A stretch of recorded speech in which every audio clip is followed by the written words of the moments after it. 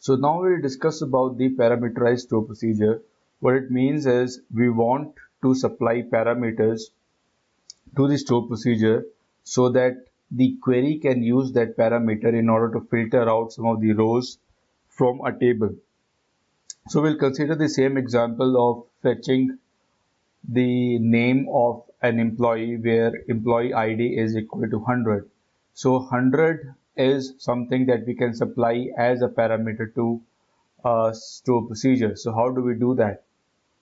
So let's write the syntax for that. So the initial part remains the same. There is no change in that. So what we'll do is we'll say create proc and then the proc name we will call it as second SP. Now as we are passing the parameters to the store procedure, we will have to take the help of brackets, and then comes the important part of defining table, sorry, the variable. So we'll say variable 1, and you need to first of all find out the variable that you're supplying to the store procedure when it is trying to map the column of a particular table is the data type, what is the data type of the mapping column, and you have to use the same data type when you're defining a variable.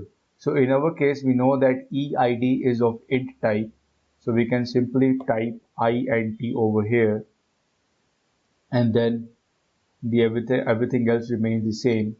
We'll say select star from employee where val 1, sorry, where EID, because EID is the column, is equal to var 1. So this is it. So highlight these statements and then click on execute. There was no error message. The store procedure got created. So what we have to do is, you know the syntax to execute a store procedure. We will just have to type exec, then followed by second SP, that is the store procedure name. And since the variable 1 is of int type, you can see that the IntelliSense is asking you to enter the value for the variable. So in our case, we are typing 100, and you just need to click or select the statement and click on execute. So you can see we have got the employee ID of 100 and the corresponding name ABC. What if we supply another value, say 200, to this store procedure, and it will fetch us the employee ID and the name for the 200 employee ID. So you know how easier it is if you have, suppose, a big statement that involves so many tables. You can combine those statements into a store procedure, or you can enclose those statements into a store procedure, and then you can simply use the execute command to run those store procedures. So this is how it is done. I hope it makes sense.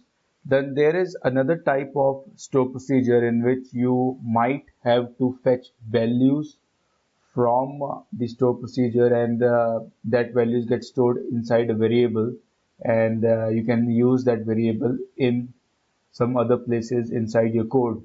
But I just don't want to discuss that at this time, because I think that would be a little complicated or too much to digest at a stage where we want to just learn the basics. So just stick to the basics, understand what store procedures are, try to create the store procedures with input parameters, with no parameters, involving many tables, and I'm sure that you will understand the concept in a better way. So we will meet in the next chapter. Till then, stay tuned.